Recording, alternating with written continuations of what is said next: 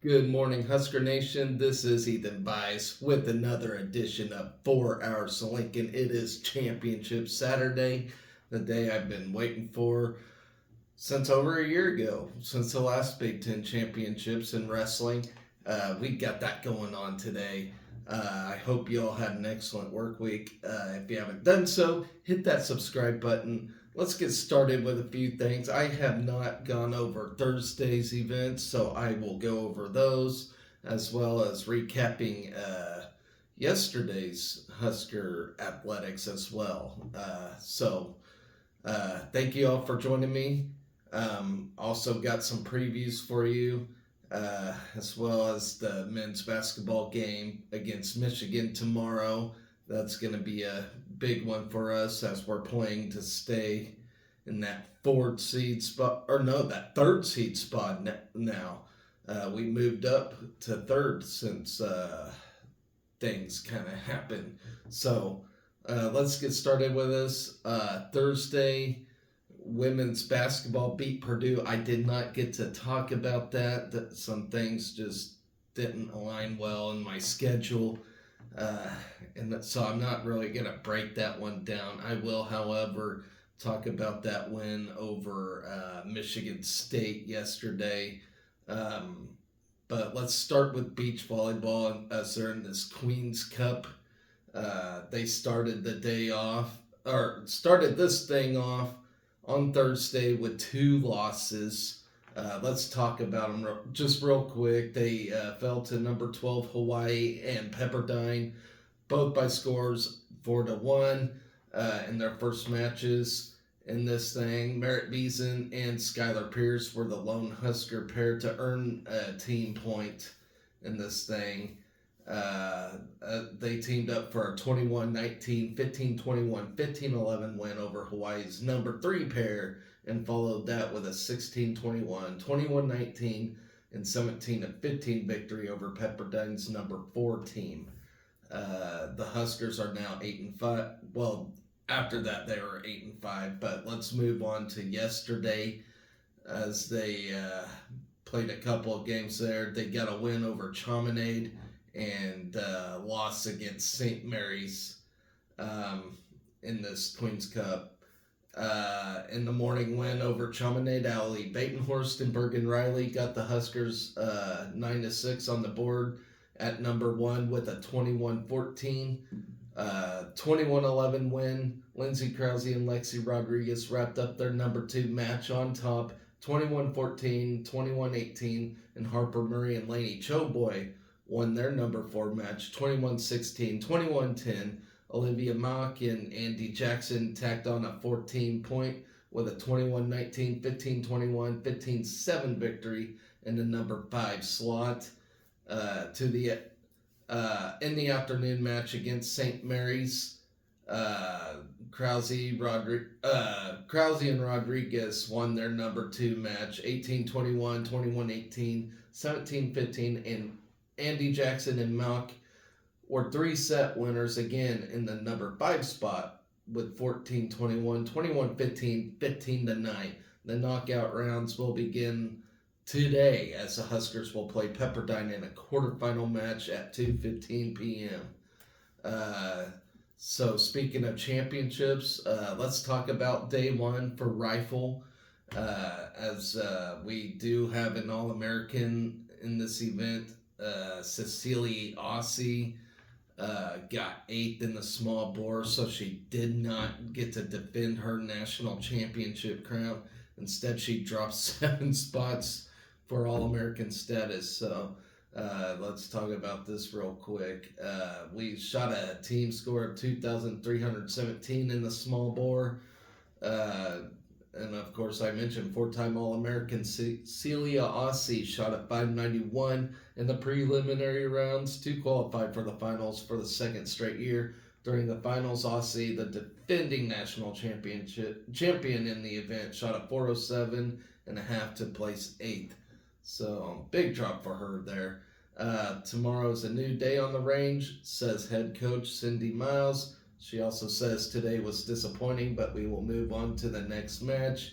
The last match of the season is the last chance to post some good team and individual scores in air.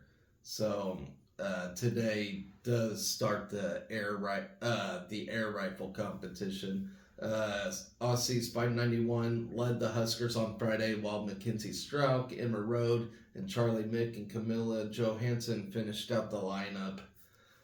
West Virginia still sits in first place with a 2,353 after day one, while TCU is in second with a 2,347, and Kentucky is in third with a 2,338. Alaska Fairbanks is in fourth, Air Force is in fifth, Navy in sixth, Ole Miss in seventh, and I don't know why I had to lose my spot right then and there. Navy sixth, Ole Miss seventh, and Nebraska round out this field in the NCAA championships. The Big Red returns to action at 8 a.m. So probably before this video uploads, they'll be starting. But yeah, I think you can catch this on the NCAA website. So moving on. Talk about that win over Michigan State yesterday for women's basketball. Nice win for the ladies. Better performance than when they were up against Purdue. Wasn't as sloppy. Again, I didn't get to watch the full game, just the final 2 minutes. But looked like we had a nice demanding win over that. Alexis Markowski produced her 18th double of the season with 22 points and 12 rebounds to lead 4 Huskers in double figures as Nebraska surged past for a 73-61 win in the quarterfinals. As I said, we'll move on semifinals against Maryland today with the victory. Fifth seeded Nebraska improves to 21-10 overall in Sunday's and advanced to today's third round against 8th seeded Maryland. The Terps advanced to semis with an impressive 82-61 win over the Ohio State Buckeyes, which I don't know how that happened, but it kind of makes me scared because I really thought Ohio State was going to just waltz right through everybody in this thing. It's scary how badly the Terps beat them, and I hope they just caught them on a bad day because, if it's anything, because you all remember what Ohio State did to us earlier this year when we went to Ohio State and just got absolutely demolished in that game. But anything can happen, as long as we take care of business, we could be in the finals against Iowa, which would be pretty awesome. Awesome and scary at the same time. Markowski is Markowski. I can't talk this morning, guys. I apologize. This show is unedited and raw. But Markowski is 6'3", first team All Big Ten center, received plenty of help from a collection of Huskers firing on all cylinders. Jazz Shelley continued her spectacular Big Ten tournament play with 17 points and 5 assists, while Big Ten freshman of the year Natalie Potts notched her 5th double-double of the year with 15 points and 11 rebounds. Fellow All Big Ten freshman Logan Nisley added her 10th double-figure scoring effort of the season with 11 points, including 3 huge third-quarter three-pointers to help the Huskers build a 20-point lead heading to the fourth period, while Markowski and Potts combined for 37 points and 23 rebounds. Inside for the Huskers, Potts and Nisley combined for 17 points and 5 three-pointers in the third quarter. Nebraska outscored the Spartans 26-13 in the period to claim complete control. Nisley connected on 3 straight threes in a 2-minute 40-second span late in the third after Markowski was whistled for a third foul. Potts, who hit a three to open the period for the Huskers added the final three of Nebraska's 12-2 spurt to close the quarter and take the 62-42 edge to the fourth. For the game, Nebraska hit 44% of its shots, including 9 of 25 threes. The Huskers struggled to hit 6 of 12 free throws, which is a problem, but dominated a glass 44-30 and also won the turnover battle 13-11. The Huskers held Michigan State to 43.5% shooting, including 6 of 16 threes. The Spartans sank 7 of 12 free throws. Markowski, Potts, and Shelley all put together strong first halves, led by Markowski 16 points and 8 rebounds in 16 minutes. Potts added 7 points and 6 boards, including 4 offensive rebounds, to help the Huskers dominate the first half glass 25-16. Shelley pitched in 8 points, including a pair of 3-pointers, while dishing out 5 assists to help the Huskers build a 36-29 halftime lead. The Huskers hit 15 of 37 shots in the half, including 3 of 10 3-pointers, while hitting 3 of 6 free throws. Nebraska held the Spartans to 11 of 27 field goals, including just 1 of 7 threes, while Michigan State hit 6 of 8 free throws. Nebraska also won the turnover battle 9-8 in the first 20 minutes. Michigan State pushed to a 16-10 lead with 3 minutes left in the first quarter before Colin Hake hit a 3-pointer. The Huskers closed the quarter with momentum but still trailed 22-21 heading to the second period. After scoring the final bucket of the first quarter, Markowski added the first points of the second period to give Nebraska a lead. With the score tied at 24 after a Potts free throw, Markowski unleashed 6 straight points over the next minute 30 to give the Big Red a 30-24 edge. The lead grew to 8 points after another Markowski bucket with 5:25 left.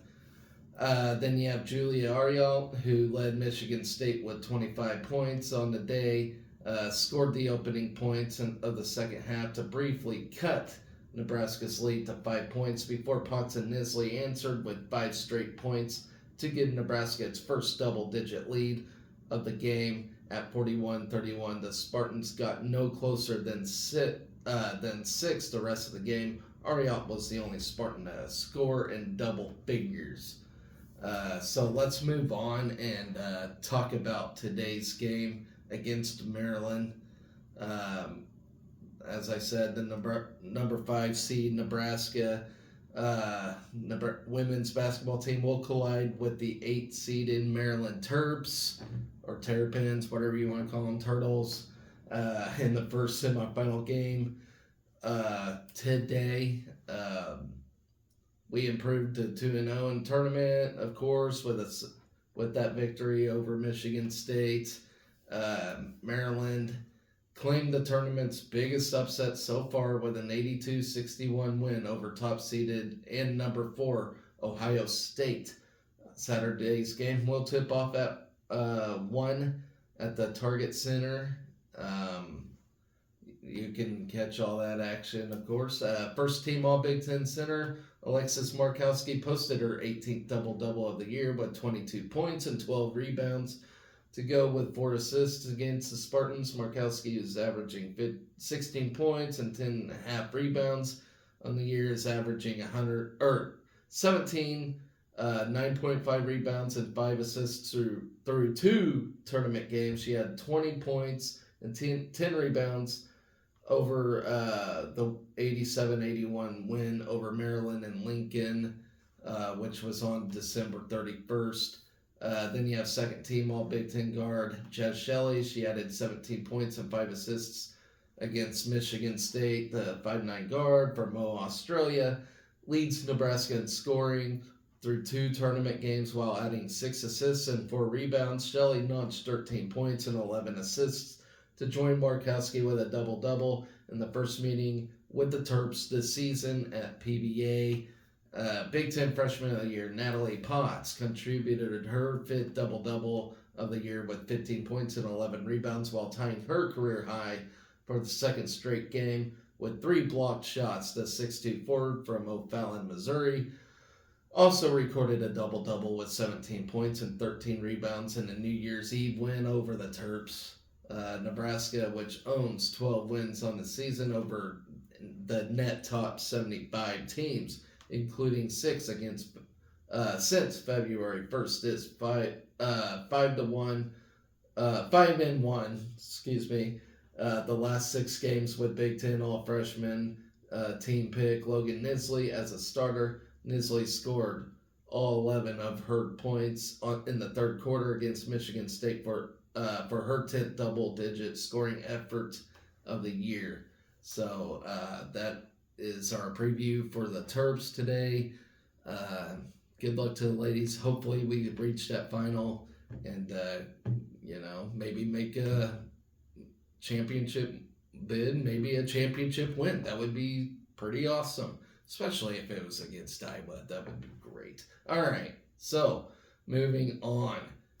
It was day 1 for the track and field championships, NCAA track and field championships. This occurred on Thursday, something I did not get to talk about.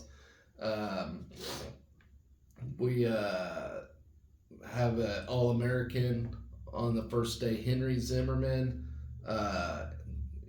in the weight throw gets the All-American honor as he got 6th, I believe. I'll have to check that later.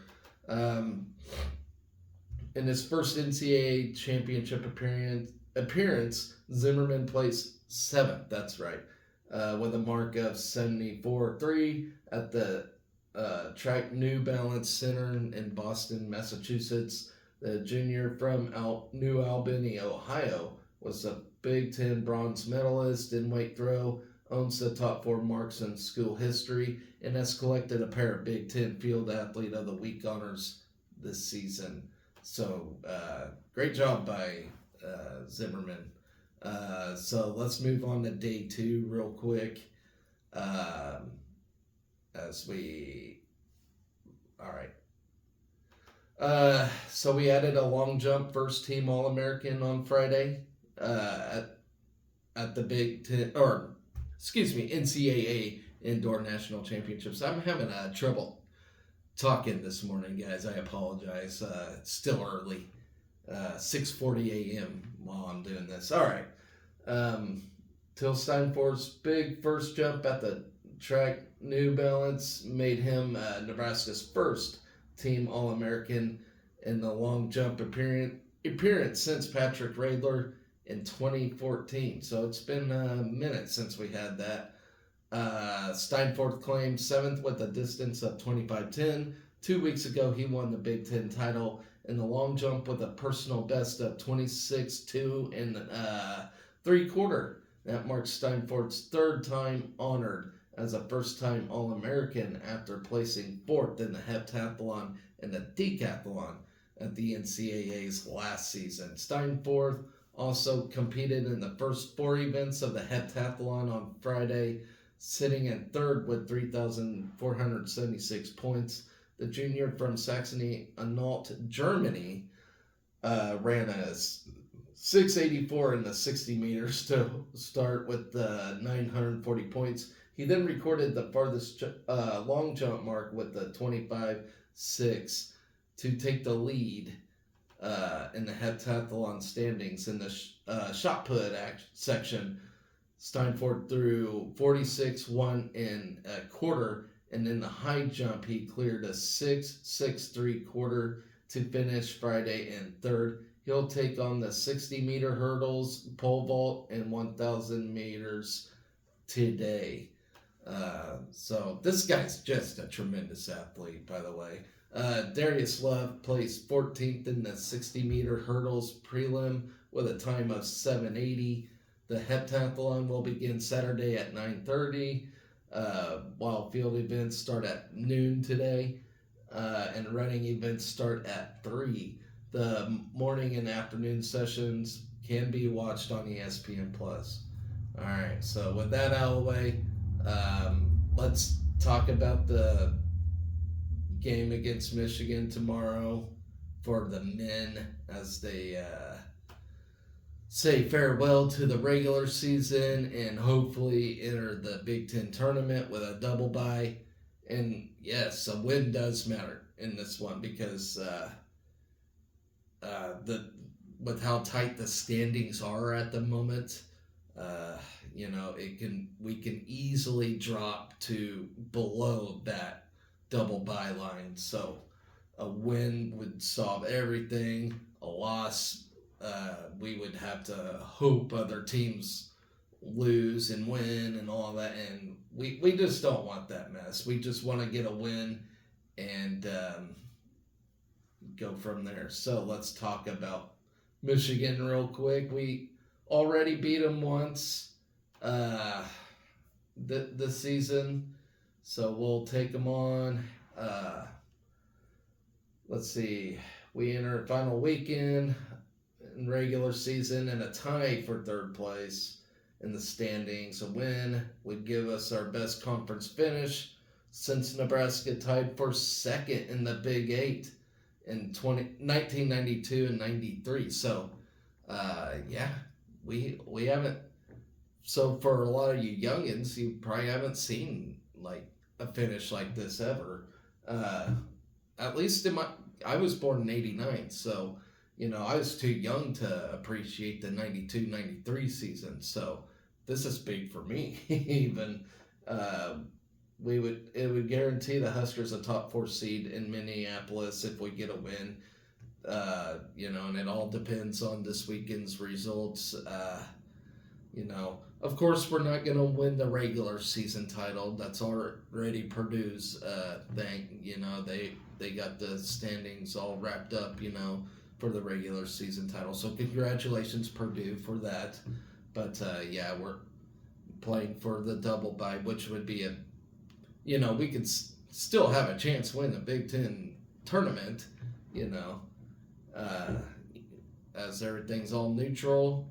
And from there. So the Nebraska's been off since a 67-56 win over Rutgers. So we had a good time to rest. Let's see. We got on March 3rd. That was our last game. So it's it'd be 7 games since we last played. 7 days since we last played. Jawan Gary and Josiah Alec both posted double-doubles as Nebraska enjoyed a 44-40 advantage on the glass and held Rutgers to 33% shooting. Casey Tominaga added 18 points, including a 7-0 run after Rutgers cut a 17-point lead to 54-48 midway through the second half. Tominaga leads a balanced attack at 14 points per game as Nebraska's lineup features 4 double-figure scores. The senior guard is closing on 1,000 career points at Nebraska and would become the 5th member of the 2023-24 roster to go over 1,000 career points. Michigan is locked into the number 14 seed in next week's Big Ten tournament. The Wolverines have been off since 84-61 loss at Ohio State on March 3rd. Doug McDaniel led Michigan with 19 points and 3 assists. And Terrence Williams, the second, had 13 points. McDaniel did not play in the first meeting between the two teams. So, here's worth noting, Nebraska's 21 wins this season are the most by Nebraska since the 2017-18 campaign and ties for 6th on Nebraska's single-season chart. Nebraska can pick up its 22nd win this Sunday. That would tie for 2nd on Nebraska's all-time list. Nebraska has already increased its win total in each of the past 3 years. The first time that has happened in the program since the mid-'60s. So that's worth noting. But good luck to the men on tomorrow, as hopefully we get that double bye. That would be just terrific. If not, we could slip all the way to like 6th place with a loss. So no pressure on this one. We only got the one road win. I would think we can get the road win against Michigan. They are not a good team, but then again, I do believe they upset Wisconsin at home this year. So anything can happen. Hopefully, we just get the win, get double by, and not have to worry about it. That would just be the plan. So there's that. All right. So yesterday, softball. Let's talk about softball now. They have bounced back after a very disappointing weekend, which is great. They went 2-0 yesterday in this Razorback Rumble, which I was pretty worried about. So let's talk about it real quick. They got an impressive 13-3 6-inning victory over a strong Northern Iowa squad. Yesterday morning, Nebraska's offense came alive with 13 runs on 14 hits, including 3 home runs. The 3 home runs are a season high for the Huskers, while the 13 runs are the second most runs Nebraska has scored in 19 games this year.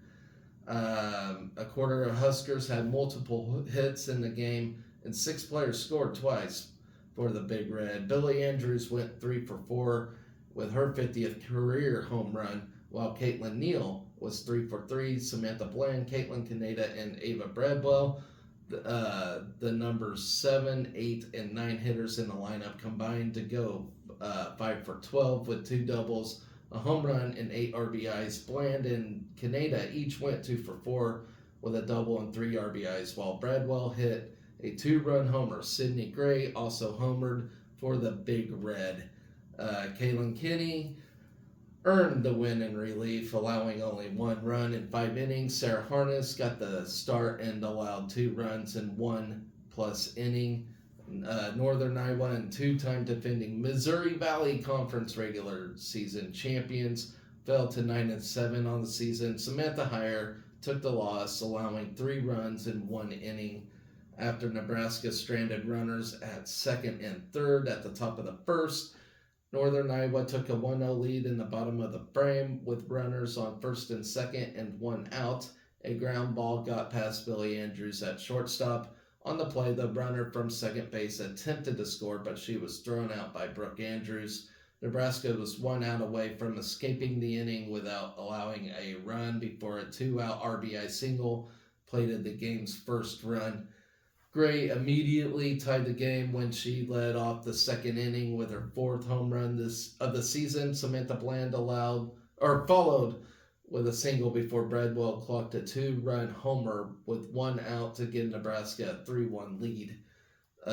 UNI put up another run in the bottom of the second, but had a runner thrown out at home plate for the second straight inning with runners on at second and third. With no outs, a sac fly cut the Husker lead to 3-2. Gray then cut down a runner at home on a ground ball to third base. A stolen base and a walk pass put runners on second and third with 2 outs before a strikeout ended the inning. In the top of the third, Neal led off with a single and a 1-out single from Bella Bacon, put Huskers on first and second. An error then loaded the bases for Bland, who reached on an RBI fielder's choice that scored Neal and gave Nebraska a 4-2 lead. Caneda followed with a 2-run double as the Huskers took a 4-run lead. In the top of the fourth, Billy Andrews led off with a home run to make it 7-2. Brooke Andrews and Neal followed with back-to-back singles. After a force out at second out, Bacon hit a sac fly to center field to score Brooke Andrews with Nebraska's 8th run of the game. UNI got a run back with a leadoff homer in the bottom of the fourth that made it an 8-3 game. In the top 6, Billy Andrews led off with a single and Brooke Andrews followed with a walk. Neal then delivered her 3rd hit of the game, an RBI single that stretched the Husker lead to 9-3. An error on a fielder's choice scored Brooke Andrews with Nebraska's 10th run of the game, leading 10-3. Gray walked to load the bases with 1 out for Bland, who hit a 2-run double to push the lead to 12-3. Caneda capped the 5-run inning with an RBI ground out. Northern Iowa threatened to extend the game loading the bases with 2 outs in the bottom of the sixth, but a line out ended the game. So, some notes from this game: Nebraska homered twice in the second inning and hit 3 home runs in the game. The 3 home runs were a season high and snapped a season long 4 game streak without a home run. Nebraska stole 3 bases in the first inning. Prior to that, the Huskers had stolen more than 1 base in a game only once this season and never more than 2. Billy Andrews led off the game with a single to extend her hitting streak to 14 games. Andrews also homered in the fourth inning. The home run was the 50th of her career, as she became the only Husker in program history with 50 home runs. Sydney Gray and Ava Bradwell also homered in the game. Gray's homer was her 4th of the season, while Bradwell homered for the second time this year.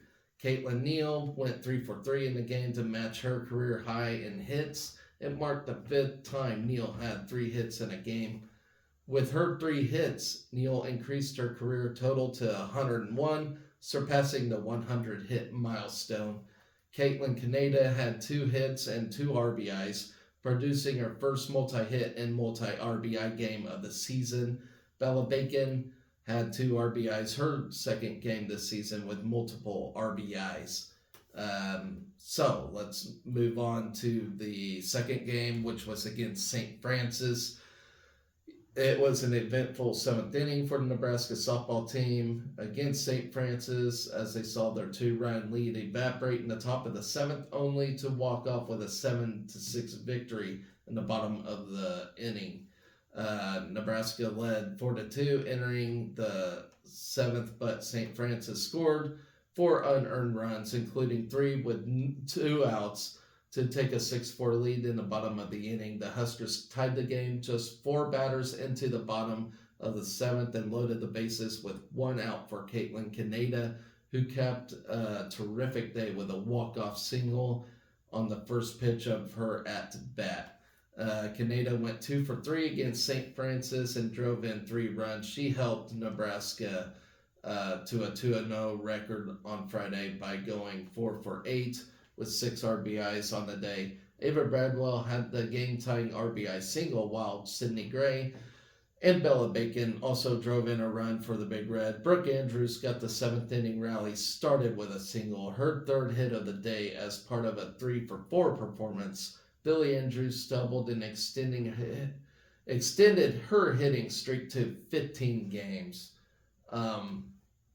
Kaylin Kinney got the win after not allowing an earned run in 2 innings of relief. Caitlin Olinsky started and was charged with 2 runs on just 3 hits in 4 innings.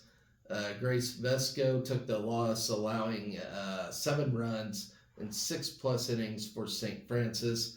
Neither team mounted much of an offensive threat until Nebraska scored twice in the bottom of the 4th. A walk, an error, and a ground out put Huskers on 2nd and 3rd with 2 outs before Caneda scored Caitlin Neal and Bradwell with a 2-run double down the right field line. Olinsky then retired the first 2 batters in the top of the 5th, giving her 9 consecutive batters retired. But a double and single put runners on 1st and 3rd for St. Francis, who prompted Kinney to enter the game. Kinney was greeted with back-to-back RBI singles as the Big Red tied the game at 2-2. In the bottom of the frame, Billy Andrews won a long at-bat with leadoff double. Brooke Andrews followed with a bunt single and a stolen base to put the Huskers on 2nd and 3rd with 0 outs. Gray then gave Nebraska the lead back with a sac fly. Bacon followed with an RBI groundout that put the Huskers on top 4-2. Kinney quickly retired St. Francis in order in the 6th inning before running into a jam in the top of the 7th as Nebraska's defense faltered. An error and a bobbled infield single put the tying runners on base with 1 out before a double cut the Huskers lead 4-3. Kinney came back with a strikeout, then coaxed a ground ball to 3rd that Nebraska was unable to come up with, resulting in a go-ahead double. Leading 5-4, the Huskers were then unable to come up with a catch on a bloop single that capped the 4-run inning and put St. Francis on top 6-4. In the bottom of the seventh, Brooke Andrews began the frame with a single before Gray walked. Bacon then singled to right field, and on the play, a throwing error allowed Andrews to score and cut the lead to 6-5. Gray moved up to third on the errant throw, and Bacon moved to second base. Gray then tied the game when she scored on an RBI single from Breadwell. With a winning run at third base with 0 outs, St. Francis got a big strikeout but a walk to Emerson Cope, loaded the bases with only 1 out. Kaneda then lined the single into center field to give the Huskers the win. Nebraska returns to action today with a rematch against St. Francis in a second game against South Alabama.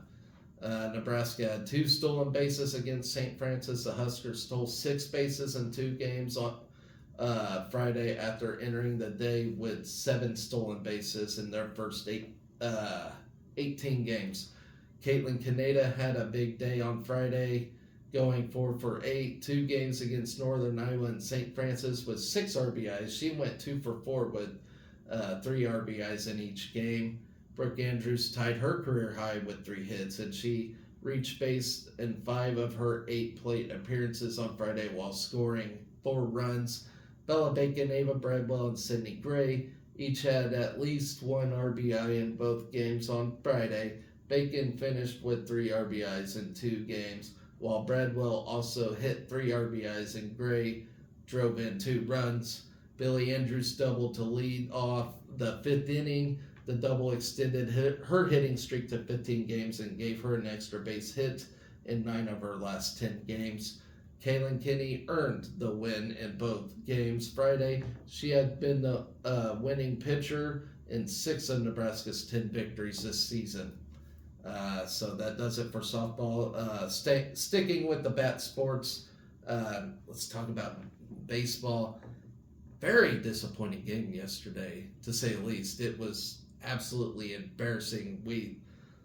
As I was here just the other day talking about, our home opening streak and how excellent it was, and then we go on and freaking lose it. I get it. South Alabama is actually a really good team, a lot better than what people would think. But yeah, absolutely soul-crushing, embarrassing loss, to say the least. Hopefully, the good news is we still got 2 games left to avenge that loss. But yeah, what an embarrassment that was at Haymarket Park. We had fans travel in the cold, or come over in the cold weather to watch us just get absolutely waxed. And credit to the fans, they did not leave. Thank God. It was just embarrassing performance, to say the least. And I know Will Bull will not be pleased with that performance. So let's talk about it real quick. We fell 11-3 in our home opener. Hate that score. Nebraska, who is now 7-4, scored 3 runs on 9 hits and left 9 men on base, while South Alabama had 11 runs on 12 hits and let 3 men get on base. Rhett Stokes went 3 for 4 with a pair of doubles at the plate for Nebraska, while Tyler Stone finished 1 for 3 with a walk and 2-run single. Bryce Hughes drove in the other Husker run, and Josh Caron adding a double. Riley Silva reached in 3 of his 5 plate appearances, including a pair of hit by pitches. In his 3rd start, Drew Christo allowed 7 runs, all earned on 7 hits with 4 strikeouts across 4 innings of work. Caleb Clark tossed a scoreless inning of relief, while Rand Sanders, he retired all 4 batters faced in his 3rd outing this season. Jalen Wordley, Trey Crom, and Hayden Lewis each made appearances across the final 2 innings. And I am battling some allergy shit right now, so I apologize, folks, for the. Yeah. All right. South Alabama came out of the gates firing as the first four batters reached base. Lucas's Molly capped off the big inning with a 3-run homer to right field to put the Jaguars up 4-0 in the opening frame. Cristo settled in after a rocky first inning, needing just 21 pitches to retire the next six batters to keep the Huskers within striking distance. Karen doubled with one out in the second inning, but was then tagged out at third on Cole Evans's fielder's choice, putting an end to the Nebraska rally. Leadoff double followed by a wild pitch fueled another multi-run inning for the Jags. With the wind blowing heavily to right field, Joseph Sullivan slugged a 2-run home run to that part of the park to give South Alabama a 6-0 lead. The Huskers responded in the bottom of the third with the top of the order loading the bases. Stone put Nebraska on the board with a 2-run single, plating Caden Brumbaugh and Silva, who have both reached in every game this season. After a 1-2-3 inning from Cristo in the top of the fourth, Stokes double and Dylan Huff's walk put runners on first and second with 2 outs. A Brumbaugh strikeout stranded both men on base as the Jags held a 6-2 advantage heading into the fifth inning. Another home run to begin the frame spelled the end of the day for Cristo as South Alabama pushed their lead 7-2. Clark made his first appearance out of the bullpen this season and forced a strikeout and flyout to bring an end to the inning. Despite retiring the leadoff batter, Clark allowed a single and a walk to put runners on first and second for the Jags. However, Sanders got the Huskers out of trouble in the sixth inning, including a double play ball. South Alabama added 4 more runs in the ninth inning to bring an end to the Huskers' 4-game winning streak. Hughes recorded his first RBI of the season for the Big Red in the bottom half, bringing home Stokes, who singled to lead off the inning. Nebraska and South Alabama continue the weekend series today at 2:05 p.m. What a disappointing day for baseball. Last but not least, we had women's tennis.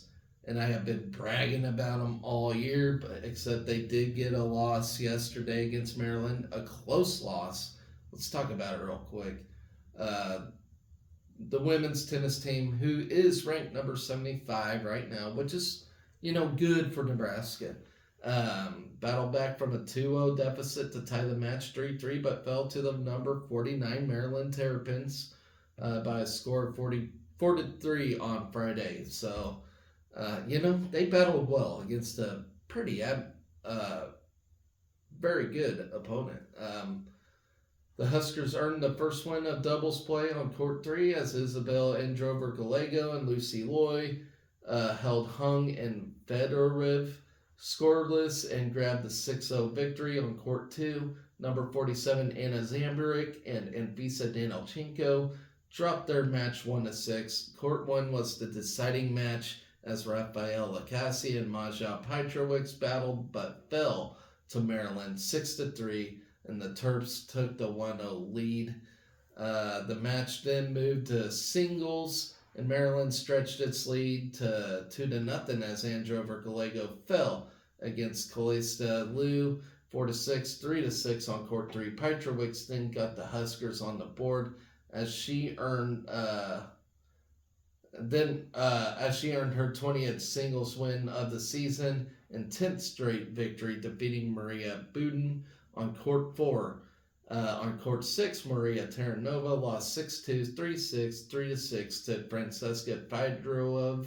I butchered that name, I apologize, but Lacassi rallied back for Nebraska as she forced a tiebreak in the first set and went on to defeat Marana by a score of 7-6, 7-5. Zamburik rallied on court 5 with a third set win at 3-6, 6-3, 6-4, leaving the Huskers level at 3-3 with the Terps. Court 2 was the deciding match for the teams as Dan Elchenko battled number 77 Selma Kadar, grabbed the first set win with a 7-6 tiebreaker, but Dan Elchenko battled back to take second set. She ultimately fell 6-7, 6-2, 1-6 to Kadar, and the Terrapins won 4-3. So up next, we will host Iowa on Sunday, which will be tomorrow, and you can catch that on PlaySite or whatever. They're still having a tremendous season. Terrapins were a tough opponent to face, but let's see if we can bounce back and get a win against Iowa. Which, again, whenever we play Iowa in something, you better bet your ass we better win that one. So, all right. I think that actually caps off everything that happened on Friday. So I previewed all of today's items going on. Of course, the big one, my personal favorite, which is the Big Ten Wrestling Championships. In fact, we got all 7 conference championships going on this season or this weekend. And of course, it'll help everybody get seeded for the NCAAs. That'll happen in a couple of weeks. So I am beyond excited. It's my favorite time of year. My wife's least favorite, but it's my favorite. But speaking of wrestling, I just real quick want to congratulate 2 nieces and 2 nephews going to the club level state. Not high school state, but this is for the club level. So you have from high school all the way to 4-year-olds, 5-year-olds wrestling in state for Kansas State anyway. I don't know if Nebraska or other states have theirs today. They might have them staggered, but I got 2 nephews, 2 nieces wrestling at club level state. Of course, I had 3 nephews wrestle in state this year about 2 weeks ago, and now they're at the club level. Of course, I got a bunch of cousins and stuff that wrestle as well, but tremendous time for the Vice family in wrestling and whatnot. It's become quite the dynasty, I do believe, started by me. So it's really cool. Of course, I did not find as much success as my nieces and nephews are, but I'm kind of like to brag I helped start it. So, but it's really cool. I'm really excited for it. Hopefully, my unborn daughter pursues wrestling. If not, I hope she does what she loves to do, and does a great job at it. So just wanted to throw that out there. Congratulations, my nieces and nephews. So I'll have to keep tabs on them. It's a busy wrestling day for me, to say the least. Of course, I'll keep tabs on all of Husker athletics, but yeah, I got a lot to watch for today. All right, so today's activities do include day 3 of track and field indoor championships. Softball plays a doubleheader, one against South Alabama and one against St. Francis. Women's gymnastics take on 3 teams: EMU, Florida, Lindenwood today. Baseball versus South Alabama today. Game 2 of that. Hopefully we get that win. Beach volleyball. They start bracket play in the Queen's Cup, so we'll see how that goes for them. Of course, as I mentioned, Big Ten championships for wrestling. Very fun stuff there. I will definitely keep tabs on that. Men's tennis at UCSD. They've been on a long hiatus, I want to say, for like nearly a month now. So it's great to see them back in action. They should be fully rested and ready to go.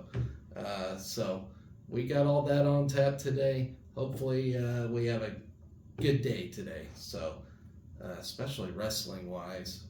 Oh, and we also got, the women's basketball game today, semifinals against Maryland as well. So It's been a Maryland kind of weekend for us, but hopefully we come out on top of things and have a good show for tomorrow. So, with all that, guys, yeah, sorry. I wasn't very good at talking today. Sometimes my brain likes to take a shit on me, but we got through it. But yeah, let's have a great day today. It's gonna be chilly here again this weekend, so hey, I get to stay and watch sports. So with that, guys, hope you all have an excellent weekend. Always remember, be excellent to each other. Go Big Red.